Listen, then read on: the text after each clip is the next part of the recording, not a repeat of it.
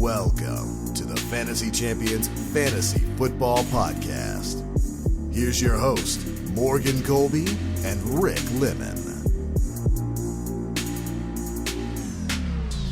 Welcome to the Fantasy Champions Fantasy Football Podcast for the last time on a Friday, or whenever you're listening to this episode, for the last time this season.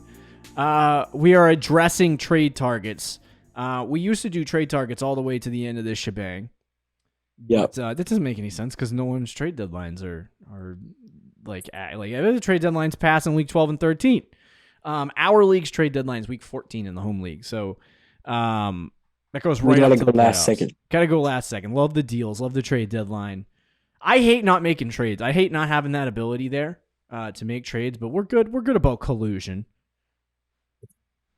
If Rick just handed me Austin Eckler for my third bench player, that would be an issue. I take it though. Good birthday present. I just turned 30 this year. Yeah, dude. Happy birthday, man. Yeah, thanks, dude. But anyway, so we got trade targets on this show. It'll be the last one that we do this year. We're switching back to 3 episodes a week for the remainder of the season. There is currently, let's see, week 14, 15, 16, 17. And it's 4 weeks of fantasy football remaining. And then there's always the crazy week 18 people, but we leave them in the woods by themselves. So 4 weeks of fantasy football left.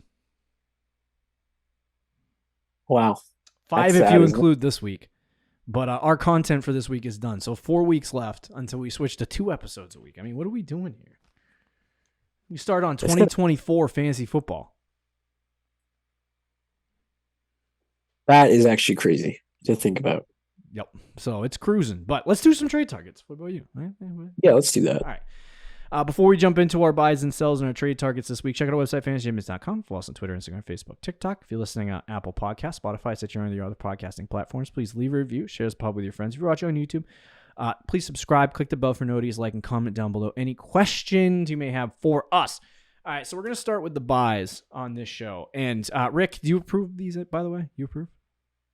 I didn't even look at them, but yeah. Okay, all right, cool. Looking at them now. So okay. we have some interesting guys on this list. Some of them playoff schedules. Some of them are showing signs of superstardom. Whoa. Season winning superstardom. Whoa. Or league-winning superstar. So I like it. We'll talk about some of these guys on the buys list. But we'll start with number 1 is DeAndre Swift of the Philadelphia Eagles. Swifty Swift has an interesting schedule down the stretch here. I've been trying to get him in the home league, and it's been, not going well. But he does have San Francisco this week and Dallas next week. So week 13 and 14 of the fantasy season, tough matchups. But he ends with Seattle, Arizona, and the Giants. And that is a freaking cakewalk schedule for the postseason. Swift has been their feature back. He's been really good all season. He's the RB8 on the season. So this is not going to be a cheap acquisition if you try to go out and get him, if your league still does trades. But I would try, your best to get DeAndre Swift on your team, because I think with the amount of work that he gets, the amount of pass catching work he gets, and his playoff schedule, it makes for a really good situation. If your team's already in the playoffs, or 8-6, or you're, I should say, 8-4 right now, or 7-5, or even 9-3 or up, you're in the playoffs. You're not really fighting for anything. This is and you don't need wins against San Francisco and against Dallas here. I would try to go out and get DeAndre Swift and get ready for the postseason, because I freaking love the postseason schedule. It looks good. Yeah, no, I agree. And Swift, I could be wrong, but he hasn't had a big game in a while. Yeah. He had 19 in week 11, mm-hmm. but before that he hadn't got more than 14 since week 6. Yeah. But he's been good, right? Just not too many touchdowns. It's tush push, baby, right when they get on the goal line. Yeah, and I think not in our league, but in some leagues, mm-hmm. you can get Swift as a kind of like an RB2. Yeah. because I know he's RB8 on the season, but really since week 6, he's kind of been producing RB2 numbers. Yeah. 10, 14, 9, 19, and 9. Metcalf for Swift? Metcalf or Swift, is that what you said? Metcalf for Swift. Something like that. Yeah, I would do that. I don't know how good of a week he's going to have this week, though, against the 49ers. Yeah. That might be tough. And he does have Dallas, too, in week 14. So these last 2 weeks, if you're already in the playoffs, though, or you're very confident that you're going to be in the playoffs, this would be a great trade because his playoff schedule is Swiss cheese. Yeah. But these next 2 weeks are going to be tough. So if you don't really care about week 13 and 14, or you're at least, you're fine with him potentially getting like 9 points in both these games, then I would definitely pull the trigger and try to get him on my team. Yeah, no, it's at this point when you're talking about trades, if you still can do trades in your league, it's mostly about preparation for the postseason. Yes, 100%. And so the playoff schedule is a huge factor in that for a lot of these trades that you're going to make. And like in the home league for the first time in a long time, I haven't. I'm at the end of the season and I haven't clinched yet, and I'm fighting, and it's like I can't really budge at all on my line. You're gonna make it. I can't make. Can you stop saying that, please? You lose this week, you don't deserve. I don't deserve to make the playoffs. I've already calculated that in my mind. But you have by far the easiest matchup. Yeah, by any team. Yeah, yeah. You need 100 points. This is like the Patriots versus the Giants, bro. I might score 130 this week again and lose. Yeah. Oh, yeah. You can score 100 and you'll win. You get to 3 digits. What if I don't? What if I don't score 100? Oh, then you should not be in the playoffs if you're scoring 90. Yeah, that's true. But anyway, yeah. So try to get Swift on your team. Like I said, I've been trying to swing a deal for weeks, not necessarily because of the playoff schedule, but Swift is good. So, all right. Let's talk about the next guy, and it's Tank Dell, Houston Texans wide receiver. He is questionable for Sunday's game, so keep an eye on the injury report for this game. But early in the season, first 6 games before the bye, he had 6, 20, 25, 3, 8, and then he didn't play against New Orleans, and then he had the bye week. So there were some boom games in there, and there were also some games that weren't so great. He was kind of floating around in the hemisphere with snap percentages. It was up and down, still trying to get used to the NFL, but he was showing promise since the bye week. He had 6 points coming out of the bye. Since then, week 9 all the way to week 12, last 4 weeks, 29, 18, 28, 17. This is also coincidentally gone with CJ Stroud's epic breakout for the last 4 or 5 weeks. So Tank Dell is starting to become that Amon-Ra St. Brown, second half of the season rookie breakout type of player. And I don't know if he's going to cost as much as a wide receiver one would. But right now, rest of season rankings on Fantasy Pros, he is ranked at wide receiver 9.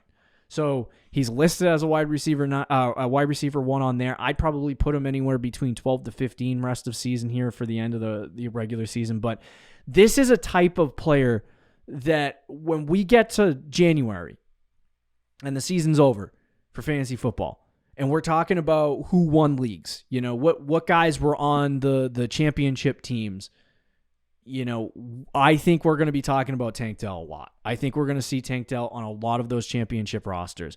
Teams that had no business winning, but they had Tank Dell on their team and were able to go on a run because this guy was just going off on a week-to-week basis in their flex. So I think that's probably what Tank Dell is at this point. He has a good track record. The only main question that I have at this point is if CJ Stroud hits a rookie wall, which all rookie quarterbacks do at some point, if he hits a rookie wall and he starts not performing at the same level that he has been, I think Tank Dell will probably go down with him, I would imagine. But he might not. I mean, it might not matter, because he's getting targeted. But I think just Tank Dell's got that, he's got a really, really good stretch under his belt. And I think if he continues getting targeted like this, it's not going to matter rest of season. He does have the Jets in week 14, which is a tougher matchup. Cleveland week 16, which is a tougher matchup, but the 2 Tennessee matchups are a little bit easier for him. So, playoff schedule looks okay. And I think it's a good situation. If you want league winners, this could be one of those guys. So get Tank Dell on your team. Yeah, it's funny because going into the year, we were like, there has to be, a rookie wide receiver, I think, has finished top 24, right, every year, the last 3 or 4 years, I think. So we were talking like, is it JSN? Could it be Quentin Johnston? Maybe Jordan Addison, maybe Zay Flowers. And Addison is, I think he's wide receiver. He's wide receiver 15, so he is top 24. And Zay Flowers is in that area. But right now, the top rookie wide receiver is Tank Dell. And his explosion onto the scene has been something. And the interesting thing with him is the target share too, right? Like, he's getting targeted like crazy. So if Stroud does hit that rookie wall, which I think is possible, he has the Jets and he has the Browns. So like you could get a kind of maybe a tough stretch in there. He's also CJ Stroud, and the way he's been playing, he might not. Mm-hmm. But if that does happen, I think Tank Dell would still be okay because of the target. So like if Stroud hits the rookie wall and he's throwing 2 picks and 1 touchdown and for like 200 yards or something, Tank Dell probably still gets like 6 catches for 70 yards, which is 13 fantasy points. Something like that. So he'd still be okay with that potential to just boom. So Tank Dell's a good one. I don't know how cheap you can get him. You probably have to pay a heavy price, but he's a stud. All right, next guy is Austin Eckler. Rick, tell us why Austin Eckler is going to be on those championship teams. I feel like you feel a little more strongly about this one, but I'll tell you, right now it is a good time to buy Eckler because the last 2 weeks he has sucked. He's still getting touches. I think he's fumbled in back-to-back weeks. So he should be at, not that it, is a huge difference, but he should be at like 11 and 9 fantasy points instead of 7 and 9 fantasy points. Yeah. And he hasn't gotten the end zone either. So those things kind of do hurt for him. But he's still a PPR machine. He still gets a lot of targets, a lot of receptions. And his schedule the rest of the season is cakewalk. New England, Denver, Vegas, Buffalo, Denver again are all pretty good matchups. Mm-hmm. He doesn't really have anything in there that's super difficult. So he could very well go on a stretch here to end the season with like 20, 20, 20, 20, 20. It could win you a league for a guy that, he has the name value, but to a lot of people has just been so inconsistent this year that it's not going to take a super heavy price to get him. Yeah. Yeah, I think for me it's mostly like, in a PPR league you see on a week-to-week basis, like Eckler get, 5, 6, 7, maybe even 8 targets in a game. And he gets targeted so much that it's like you can't not have this guy because he creates such a base floor for himself in fantasy football that if he does hit the bank of hitting of a rushing touchdown or, he's just like one big play away from a freaking massive week where he gets 25 to 30 fantasy points. So, like, Eckler is still one of those top 3, 4, 5 running backs in fantasy football. He has been disappointing lately, so he might be a little bit cheaper, but the playoff schedule is really what you're looking for. And, like, if he doesn't work out at the end of the season and it doesn't really work for you, then I don't know what to tell you. We're just looking at the numbers here, but the easy schedule is really what you're targeting. And if you have a top 3 running back in fantasy football who has been a top 3 over the last couple of years and has had top 3 even performances this season, you want to get a guy with a good schedule who can do that stuff on your team and see if you can get those good performances, because if you do, it could win your league. So I like Austin Eckler. All right, let's talk about some sells, some tradeaways, some guys you should get rid of before the crap hits the fan or trade deadline passes. First guy is Breece Hall. Yeah, he's been not great. And there were a lot of people who were like hyping up Breece Hall into the top 5 in the rest expert consensus on Fantasy Pros and in their rankings and all of that stuff. And what I've seen from Breece Hall on the season has not really been that great. He's had this is his season numbers for fantasy points per week: 15, 0, 3, 9, 28, 20, 21, 10, 10, 18, 11. So he had that stretch of 28, 20, and 21. Outside of that, he really has just been like Antonio Gibson plus. Oh, that's a little mean. Yeah, I mean, but that's what he's been. It's not his fault either. It's because his team blows. So, I mean, efficiency-wise, he hasn't been good either. I mean, like, there has been some games where he's been efficient, but it's like... Only efficient if he breaks off a big run. Yeah, he's only efficient if he breaks off a big run. Yeah, that's for sure. They are daring the Jets to throw the football. This year, he has 4 blocks every time. Oh, no, for sure. But he has 4.5 yards a carry this year and only 2 rushing touchdowns. He has 4 total on the season. Last year, he had 5. So he's kind of in the same vicinity, but he had 5 last year in 7 games. 5.7 yards a carry, which is ridiculous. Yeah, so he was really good last year. I just think this year it's like the offense hasn't been efficient. The changing quarterback isn't making a difference because you just don't have a good offensive coordinator and you don't have a quarterback named Aaron Rodgers playing football for you. So it's as simple as that. But the big thing that scares me for Breece Hall is down the stretch, he has Miami, Washington, Cleveland in championship week. So Miami and Cleveland are going to be tougher matchups for Breece Hall. Washington, because they traded away their guys, it makes it a little bit easier of a matchup. But the playoff schedule does not look great for Breece Hall. And the situation doesn't look great for Breece Hall. So I'm not excited about having him on my team. And if you have the opportunity to trade him away as an RB1, I would do that. And call it a day.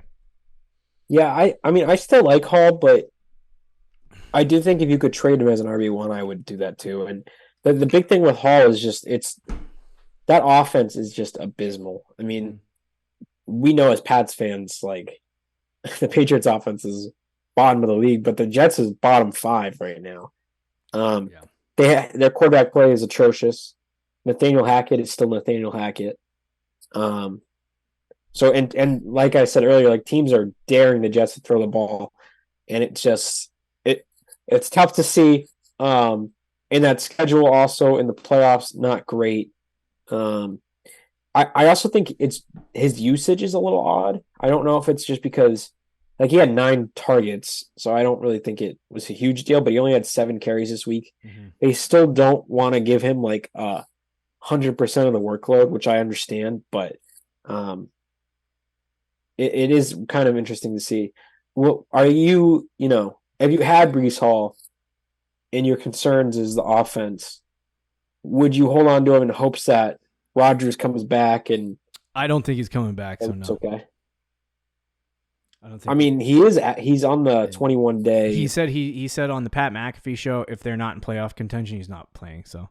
Oh, well, yeah, they're not going to be playoff contention. So yeah, so he says he's coming back, but the Jets aren't going to make the playoffs, so he's probably not going to play unless they go on a win streak here, like they win 3-4 games in a row while he's coming back from injury or whatever.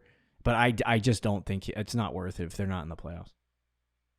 Right. So, yeah. Any more thoughts on Breece? No. Okay, let's talk about the next guy and the last guy really quickly. Metcalf. He's a good little wide receiver there. He's been a wide receiver too on the season. Geno's had a down year. The Seahawks offense has kind of had a down year. They're not terrible, but they're also not great. So you put 2 Seahawks on this list. I did. I couldn't not keep the second guy off football. It. So by the time this comes out, both guys are going to play. Yeah. Well, Walker I think is out tonight, just to spoil the last guy. But yeah. So no, Metcalf is an interesting guy. And I actually almost traded for him because I thought his playoff schedule was better than Mike Evans, and because I had the option to trade for him or somebody else. He has Philly, Tennessee, and Pittsburgh at the end of the season. Pittsburgh and Philly are tougher defenses. He also has San Fran in Week 14, Dallas in Week 13. So it's he has that one maybe easier matchup against Tennessee in Week 16, and it's just to me, he only had 6 points this week, but I feel if there's any opportunity for you to trade DK Metcalf and sell him off as a wide receiver too, you probably should do it now before it gets any worse. And I don't know what he did against Dallas. Hopefully he had a good game so you can sell that, but I would deal DK Metcalf before it's too late. Yeah, no, I that's fair. And Metcalf is he's not bad. You can hold on to him, but the Seahawks offense kind of tough. His schedule isn't brutal, but it's not great either. Yeah. In terms of like real NFL defenses, like I think the 49ers is a good matchup on paper, but it's not really a good matchup. And last time we played the 49ers, he had 6 fantasy points. Yeah. It's not a good matchup in terms of that's a real NFL defense, and that's a really good team. And the Seahawks historically, at least in the last like 3 or 4 years, have really struggled against the 49ers. So that's kind of a tough matchup. Dallas, we don't know how that ended up, but like Philly's considered a good matchup too. And that one maybe is, but I wouldn't really trust that either. And then you got Pittsburgh in the championship game. So some inconsistencies. He's also been inconsistent. The Seahawks offense has been inconsistent. They like to spread the ball out, especially recently. Like JSN has kind of started to put his footprint in the offense. So, and Lockett is still there. And I don't know, it's kind of gross. He's still going to have good weeks. He's still going to have a big week here and there. He might have had a big week Thursday Night Football. We don't know, which, as you said, would make it easier to trade him. But I think he's just too inconsistent. And the name value that you can get for him, as you, I think you mentioned earlier, Metcalf for, who was it? Swift, right? Yeah. It's Metcalf for Swift. Yeah, I would do that trade in a heartbeat.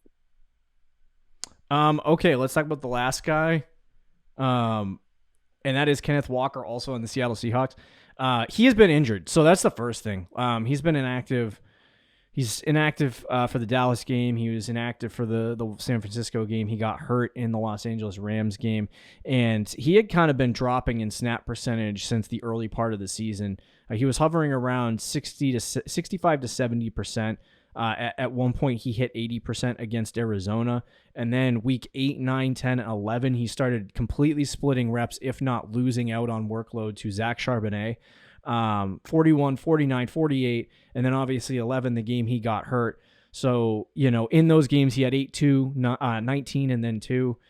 I think for Kenneth Walker, the tough thing for him is just like, he's now been injured for a couple weeks. He's most likely going to get back from an oblique strain. That shouldn't be something that he re-injures or has trouble with, so he should be fine. But my concern is that when he gets back, Charbonnet is going to just completely split with him, and that you aren't going to get the same production out of Kenneth Walker.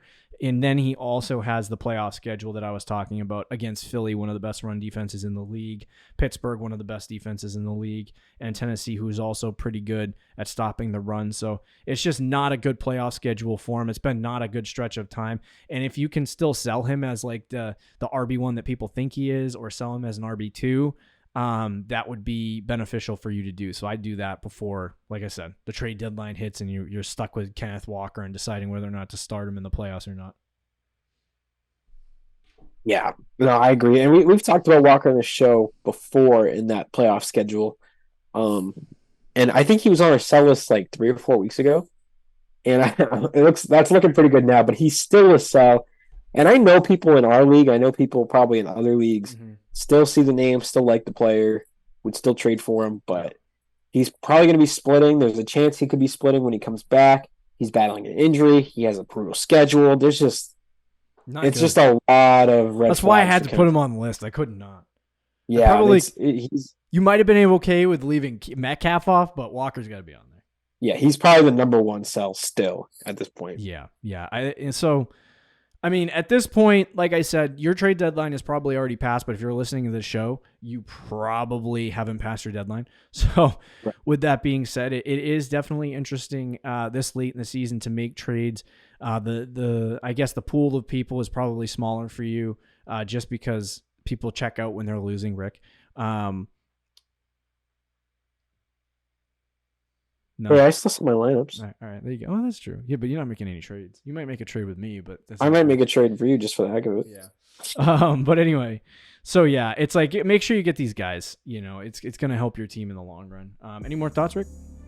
No, I think that's it. Okay. There you go. Trade targets for the last time this year. Hopefully you enjoyed all of these trade targets episodes. They get the ones that get the most traffic. So thank you for listening to the show. Week 13 coming at you next. We'll talk to you Tuesday, I think. See you later, guys. See you. Thank you for listening to the Fantasy Champions Podcast. Make sure you subscribe on iTunes and YouTube and follow us on Twitter @TheFFChamps.